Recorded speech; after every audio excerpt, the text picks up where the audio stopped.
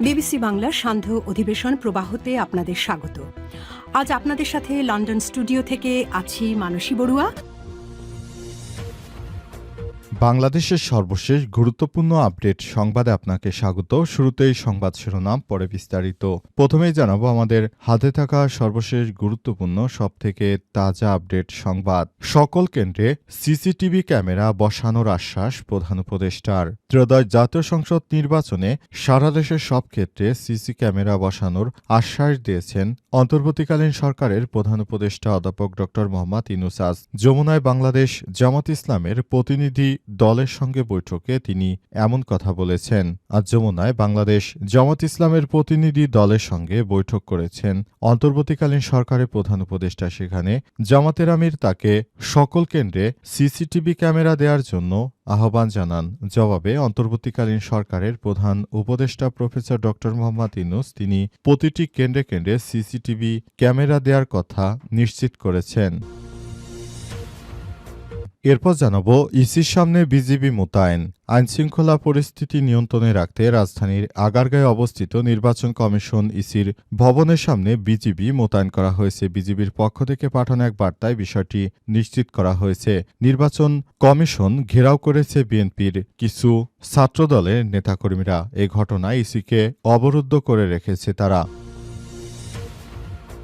এদিকে আমার ৩ শিশু কন্যাকে একটু দেখে রাখেন বললেন আমির হামজা। ইসলামী বক্তা কুষ্টিয়া ৩ আসনে জামাত ইসলামের মনোনীত প্রার্থী মুফতি আমির হামজাকে হত্যার হুমকি দেওয়া হয়েছে। তিনি আরাফাত রহমান কোকোর নামকে বিকৃত করে একটা বক্তব্য দিয়েছিলেন। এই বক্তব্যের পরই তার এলাকায় তার বিরুদ্ধে ব্যাপক মিছিল দেওয়া হচ্ছে।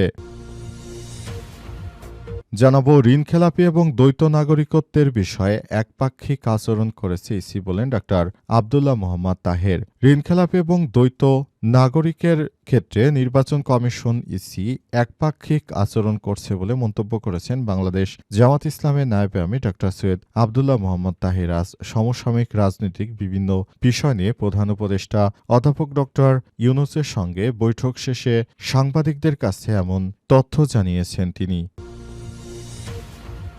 এবং সর্বশেষ জানাবো হাইকোর্টের রায়ে প্রার্থিতা ফিরে পেলেন চট্টগ্রাম ১১ আসনের প্রার্থী মোহাম্মদ নেজামুদ্দিন।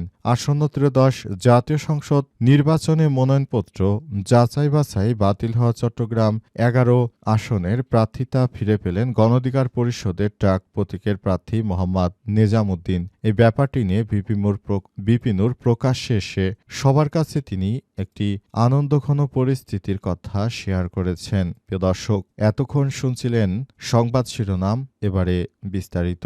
তবে তার আগে বন্ধুরা অনুরোধ থাকবে এই সংবাদটিতে একটি লাইক দিন। এই চ্যানেলে আপনি নতুন হয়ে থাকলে আমাদের সংবাদটি দেখতে দেখতে চ্যানেলটি সাবস্ক্রাইব করে রাখুন। কমেন্ট করে বন্ধুরা আপনার মূল্যবান মতামত জানিয়ে দিন আপনি বিশ্বের কোন দেশ থেকে বা বাংলাদেশের কোন স্থান থেকে আমাদের সংবাদটি দেখছেন এবং শুনছেন। আর বন্ধুরা সংবাদটি আপনার সোশ্যাল মিডিয়া ফেসবুকে শেয়ার করে বন্ধুদেরও দেখার সুযোগ করে দিন। গাজা যুদ্ধে আপনি যদি নিরীহ ফিলিস্তিনিদের ভালোবেসে থাকেন কমেন্টে ইয়েস লিখে পুরো বিশ্বকে জানিয়ে দিন। এবারে বিস্তারিত। সব কেন্দ্রে সিসি ক্যামেরা বসানোর আশ্বাস প্রধান উপদেষ্টার। ত্রয়োদশ জাতীয় সংসদ নির্বাচনে সারা দেশের সব কেন্দ্রে সিসি ক্যামেরা বসানোর আশ্বাস দিয়েছে অন্তর্বর্তীকালীন সরকারের প্রধান উপদেষ্টা অধ্যাপক ড ইউনূস। আজ যমুনায় বাংলাদেশ জামাত ইসলামের প্রতিনিধি দলের সঙ্গে বৈঠকে এমন আশ্বাস দিয়েছেন তিনি। এর আগে রোববার সন্ধ্যায় প্রধান উপদেষ্টার সঙ্গে বৈঠক করতে রাষ্ট্রীয় অতিথি ভবন যমুনায় আসে জামাতের ৪ সদস্যের প্রতিনিধি দল। জামাতের আমির ড শফিকুর রহমানের নেতৃত্বে প্রতিনিধি দলে ছিলেন দলটির সেক্রেটারি জেনারেল মিয়া গোলাম পরোয়ার, সহকারী সেক্রেটারি জেনারেল রফিকুল ইসলাম খান ও নায়েবে আমির ড সৈয়দ আব্দুল্লাহ মোহাম্মদ তাহের। এদিকে নির্বাচন কমিশনের বিরুদ্ধে এক পাক্ষিক আচরণের অভিযোগ রয়েছে। জামাত ইসলামের নায়েবে আমির ড সৈয়দ আব্দুল্লাহ মোহাম্মদ তাহির জানিয়েছেন আজ সমসাময়িক রাজনৈতিক বিভিন্ন বিষয় নিয়ে প্রধান উপদেষ্টার সঙ্গে তাদের কথা হয়েছে এবং গণমাধ্যম কর্মীদের সঙ্গে আলাপকালে তিনি এসব বিষয় স্পষ্ট করেছেন। তিনি বলেন এবারের জাতীয় সংসদ নির্বাচনটি সুষ্ঠু নিরপেক্ষ হওয়ার জন্য প্রতিটি আসনে সিসিটিভি ক্যামেরা দিয়ে মনিটরিং করা উচিত। তার আমরাই অন্তর্বর্তীকালীন সরকারের প্রধান উপদেষ্টা প্রফেসর ডক্টর মোহাম্মদ ইউনূসের সরকারকে বলতে চাই, এবার যেন একটি সুষ্ঠু সুন্দর নির্বাচন হয়, সেজন্য স্যার আপনি সব রকমের প্রত্যাশা ব্যক্ত করে আমাদেরকে একটি ভালো অবস্থানে নিয়ে যাওয়ার জন্য আমাদেরকে সর্বাত্মক সহযোগিতা করুন বলে দাবি জানিয়েছে বাংলাদেশ জামাত ইসলাম। ইসির সামনে বিজিবি মোতায়েন। আইনশৃঙ্খলা পরিস্থিতি নিয়ন্ত্রণে রাখতে রাজধানীর আগারগাঁও তালতলা নির্বাচন ভবনের সামনে নিরাপত্তার কারণে সেখানে বিজিবি সদস্যদেরকে মোতায়েন করা হয়েছে। বিজিবির পক্ষ থেকে বলা হয়েছে যে ছাত্রদলের কিছু কতিপয় ব্যক্তিরা সেখানে এসে নির্বাচন কমিশনকে অবরুদ্ধ করে রাখতে চায় এবং এই কারণে সেখানে ইসির নিরাপত্তা দিতে সেখানে অতিরিক্ত সেনা সদস্যদের মোতায়েন করা হয়েছে। বিজিবির পক্ষ থেকে সব বিষয় নিশ্চিত করা হয়েছে। সারা বাংলাদেশের প্রতিটি বিশ্ববিদ্যালয়ে চরমভাবে পরাজয় বরণ করেছে বিএনপির ছাত্রদল। এরপরই তারা নানাভাবে এই নির্বাচনগুলো নিয়ে নির্বাচন কমিশনকে উল্টোপাল্টা তারা নানাবিধ কথা বলতে শুরু করেছে। আর ব্যালট পেপারে নির্বাচন কমিশন যেভাবে প্রতীকগুলো সাজিয়েছে, এতে করে ক থেকে শুরু করে আসলে ধীরে ধীরে নিচের দিকে গিয়েছে এবং নির্বাচন কমিশনের পক্ষ থেকে সেখানে দেখানো হয়েছে বাংলাদেশ জামাত ইসলামের প্রতীকটি উপরের লাইনে ডান দিকে আসছে, আর বিএনপির প্রতীক অর্থাৎ ধানের শীষ আসলে একদম নিচের দিকে ধানের শীষ রয়েছে।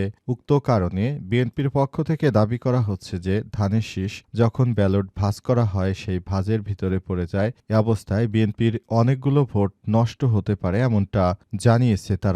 আর এই ঘটনা নিয়েই মূলত নির্বাচন কমিশনের সামনে এখন ছাত্রদলের কিছু উটকা সন্ত্রাসী গ্রুপ নির্বাচন কমিশনকে অবরুদ্ধ করে রেখেছে।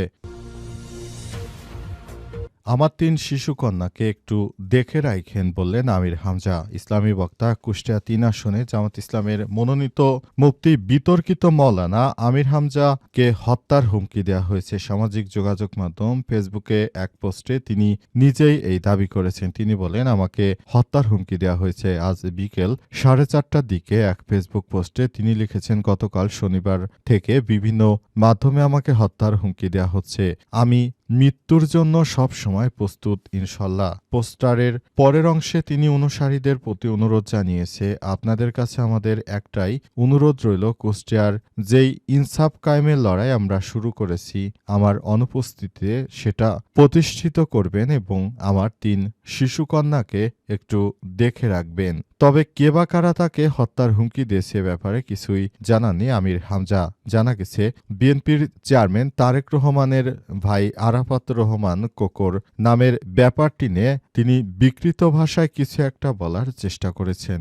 সেটি আসলে একটু খারাপ শোনা যায়, একটা পশুর নাম হয়ে যায়। বিষয়টি জানতে পেরে বিএনপির পক্ষ থেকে বিষয়টি নিয়ে ব্যাপক আলোচনা তৈরি হয়েছে এবং এই বিষয়টি নিয়ে সবার মনে এক ধরনের কৌতূহলের সৃষ্টি হয়েছে। এই বিষয়গুলো নিয়ে মূলত বিএনপির নেতাকর্মীরা আমির হামজার বিরুদ্ধে তার নির্বাচনী এলাকায় ব্যাপক পরিমাণ তারা মিছিল দিচ্ছে। আমির হামজার একটি মূর্তি বানিয়ে তারপর সেটিকে চড়থাবর কিংবা স্যান্ডেল জুতা পরানো হচ্ছে, নানাবিধভাবে তাকে অত্যাচার করা হচ্ছে এমনটাই দেখা যাচ্ছে। ঋণখেলাপি এবং দ্বৈত নাগরিকত্বের বিষয়ে একপাক্ষিক আচরণ করেছে ইসি বললেন ডাক্তার তাহের। ঋণখেলাপি এবং যারা দ্বৈত নাগরিকত্ব রয়েছে তাদের ব্যাপারটি নিয়ে নির্বাচন কমিশন একপাক্ষিক আচরণ করেছে। যারা শুধুমাত্র বিএনপির নেতাকর্মী তাদের ব্যাপারটি নিয়ে নির্বাচন কমিশন অনেক সুযোগ দিল, প্রকৃতপক্ষে জামাত ইসলামের নেতাকর্মীদের কোনোভাবে সুযোগ দেওয়া হচ্ছে না বলে অভিযোগ করেছেন তিনি। সেজন্য তিনি আরও জানান, আমরা চাই সবাইকে সমানভাবে সমান চোখে দেখা হোক। একজনের মনোনয়নপত্র বাতিল করে দেওয়া হচ্ছে, আবার একই অপরাধে বিএনপির নেতাকর্মীদের মনোনয়নপত্রকে বৈধ ঘোষণা করা হচ্ছে। এই ধরনের অরাজক পরিস্থিতি আমরা নির্বাচন কমিশনের পক্ষ থেকে আসলে কখনোই প্রত্যাশা করিনি, কিন্তু এসব বিষয় আসলে হচ্ছে। তাই সবাইকে বলতে চাই, আমাদেরকে এই বিষয়গুলো দেখতে হবে এবং পুরো সিস্টেমটাকে আসলে ভালোভাবে চালিয়ে যেতে হবে। সেজন্য সবাইকে নিয়ে আমরা যে নতুনভাবে শুরু করতে চাই সেসব বিষয় জানিয়েছেন তিনি। তিনি আরও জানান, আমরা নতুন করে নতুন বাংলাদেশ গড়ে তোলার যে প্রত্যয় ব্যক্ত করার বিষয়টি বলা হয়েছে, সেই প্রত্যয় ব্যক্ত করা হয়েছে এবং সে অনুযায়ী সবাইকে নিয়ে আমরা নতুনভাবে বাঁচতে চাই, নতুন বাংলাদেশ গড়ে তুলতে চাই এবং পুরো বাংলাদেশটাকে আমরা আগামীর নতুন বাংলাদেশ হিসেবে গড়ে তুলতে চাই বলে জানিয়েছেন তিনি এবং সে অনুযায়ী সবাইকে নিয়ে কাজ করতে হবে।